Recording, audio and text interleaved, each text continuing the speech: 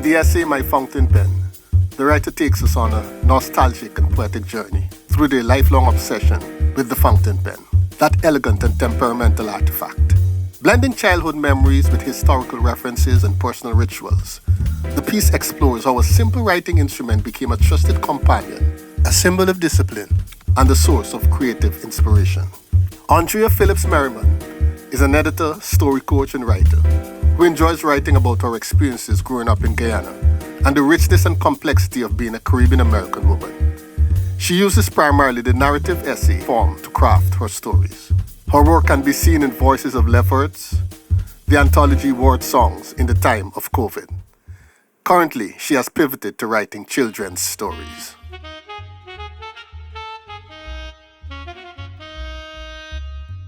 My fountain pen. Thinking back, I realized that I was obsessed with pens and lead pencils. Pencils had to be sharp, and the pens had to glide across the page like a ballerina on stage.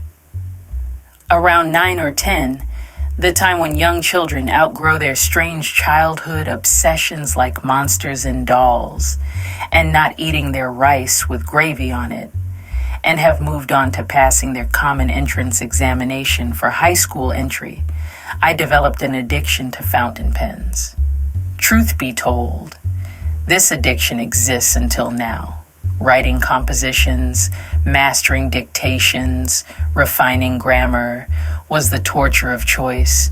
Parents and common entrance teachers alike were good at inflicting. My fountain pen was my ready writer.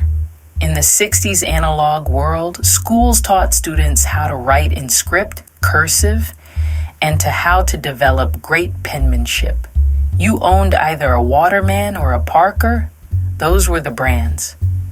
I took great pride in my penmanship. There was something about the aesthetics of a fountain pen that pleased me, the shape of the nib, the feel between my fingers, the rhythm of writing, the pen poised, were layers to my obsession. Later in life, I realized that I was in good company. My favorite author, Ernest Hemingway, loved fountain pens. I learned that Queen Elizabeth liked Parker pens, and so did Albert Einstein. And I was overjoyed that Barack Obama loved fountain pens too. Sharpie didn't do the job for him. Unlike ballpoint pens, when the ink runs out, you simply throw them out and buy a new ballpoint pen. But a fountain pen required more discipline and dedication. You use up the ink and fill it up again and again, blue, black, red ink. The cartridges could only hold a limited quantity of ink. As a 10-year-old, ensuring that I had a supply of ink for my pen was a challenge I never seemed to master. If I had ink, then I could not find my pen, or if I had my pen, there would be so little ink left in the ink bottle that it could not be sucked into the pen's cartridge, or I just could not find the bottle of ink. There were other challenges I encountered as the owner of a fountain pen. My ink bottle often capsized in my book bag, staining the bag, the books, and of course, the homework that was due. The ink spilled on my homework was an inept excuse as the dog ate my homework. For me, the ink always seemed to willfully overturn.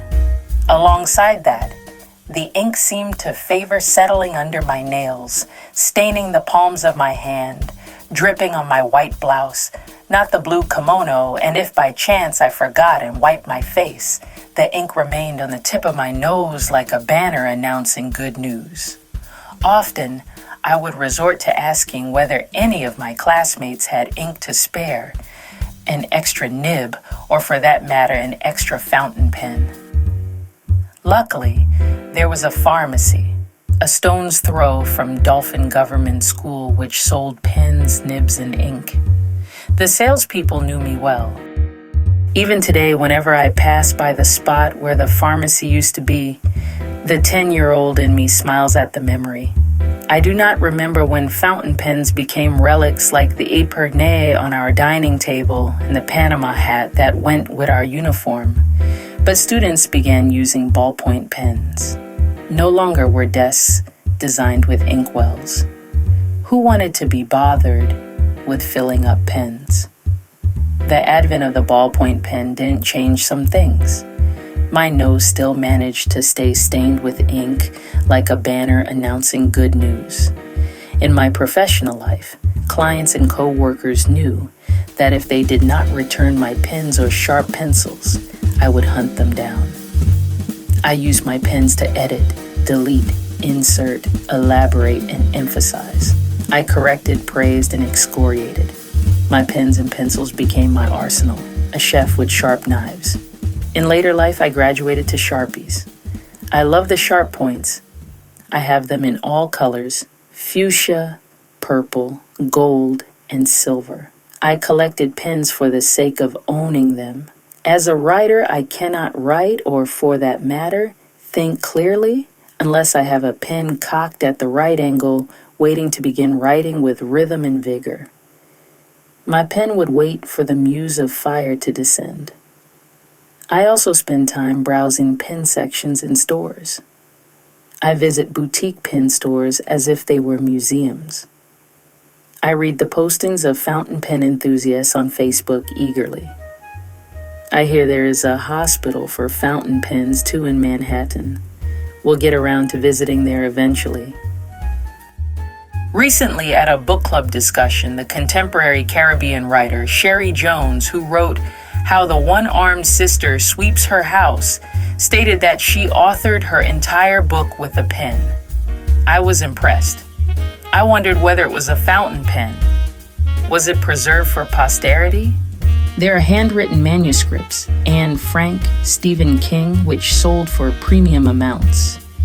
What about the pens of Edwidge Danticat, Derek Walcott, Martin Carter, Franz Fanon, and Walter Rodney, magicians and visionaries of the word? The pen is mightier than the sword, Shakespeare said. It was true back then. It is true for today. What mighty words have been written? What mighty words to be written?